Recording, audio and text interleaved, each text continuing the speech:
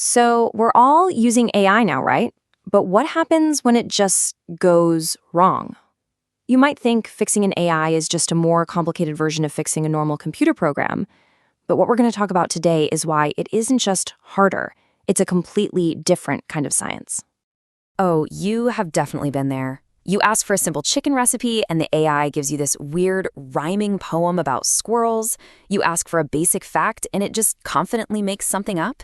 You know, it can be funny, sometimes it's frustrating, but for the folks actually building these things, it's a massive problem they have to solve. And that weird answer, well, in the world of AI, that's a bug. But here's the catch.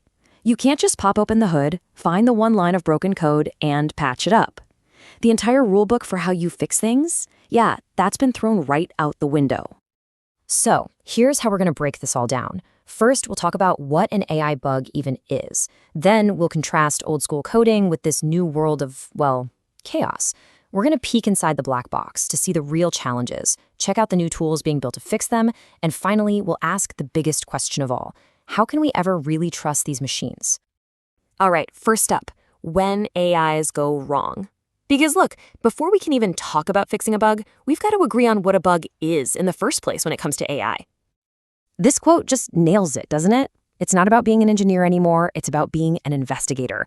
You got to put on your detective hat to sift through the data for clues, and then you have to become a psychologist to figure out why the AI is acting this way. Only then can you kind of gently nudge it back in the right direction. And that whole idea of investigation versus engineering, well, that leads us right into our next section, the huge difference between traditional code and this new world of AI chaos.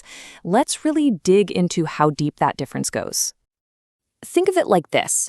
A traditional software developer, they're like a mechanic. They've got the blueprint, that's the code. They can trace the problem to the one broken part, take it out, and put a new one in. Simple. But an LLM developer, they're more like a neuroscientist. They can't see individual thoughts. Instead, they study the brain's overall activity, the behavior, and try to gently nudge the entire system toward a healthier way of thinking. And this chart really breaks down those core differences. You know, with old code, it's predictable. You put the same thing in, you get the same thing out, every time. With LLMs, though, the outputs are often stochastic, which is just a fancy way of saying they've got some randomness baked in. That makes bugs incredibly hard to pin down. The problem isn't a bad line of code, it could be the data it was trained on or some weird flaw in its reasoning. And the fix? It's not a simple patch, it's more like delicate surgery, involving things like data curation and fine-tuning. Okay, so if the whole process is that different, what is it that makes it so ridiculously hard? Let's step inside the black box and really look at the biggest challenges these developers are facing. First, you've got non-determinism. And this breaks the #1 rule of bug hunting. I mean, if you can't make the problem happen again reliably, how can you ever be sure you actually fixed it?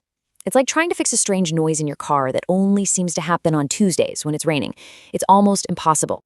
Then there's what we call opaque reasoning.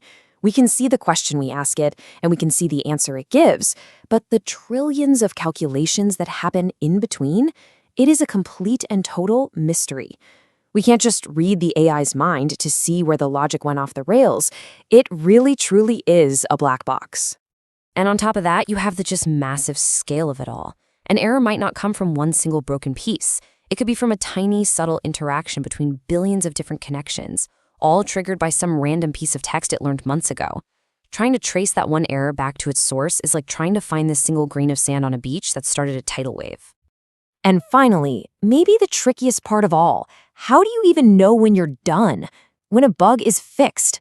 For normal software, a test is simple. It either passes or it fails. It's binary. But for an AI, is its summary of a book correct? Is the poem it wrote good? Success is so often fuzzy and subjective, which makes it incredibly hard to know when the job is actually finished. So yeah, the challenges are absolutely massive. It almost sounds impossible. But people are fixing these things. So how are they doing it? Let's take a look at the new AI mechanics and the brand new toolkit they're building for this strange new world. This new process really does look like a detective's workflow. You start by tracing logs, looking for patterns, then you try to build automated tests to make the failure happen consistently. From there, you analyze the model's inner workings, trying to connect bad outputs to specific bits of training data. And finally, you gently nudge the model's behavior using some really advanced techniques, like RLAIF, which, believe it or not, basically uses another AI to help teach the first one what not to do. Kinda cool, right? And look, this isn't just theory.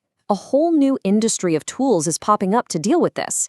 You've got companies building platforms like Langsmith and Trulands specifically designed for monitoring these incredibly complex systems. And at the same time, the top research labs are pushing a new frontier called mechanistic interpretability, which is pretty much the science of trying to reverse engineer the AI's brain to figure out how it actually thinks. So what does all of this add up to? Well, when you combine these brand new challenges with all these new tools, you get more than just a new way of working. You get the rise of an entirely new discipline, and it's all about one thing: being able to trust the machine.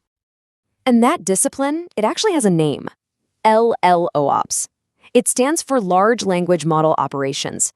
It's the formal recognition that managing and fixing these massive AI models requires a totally different mindset than traditional software.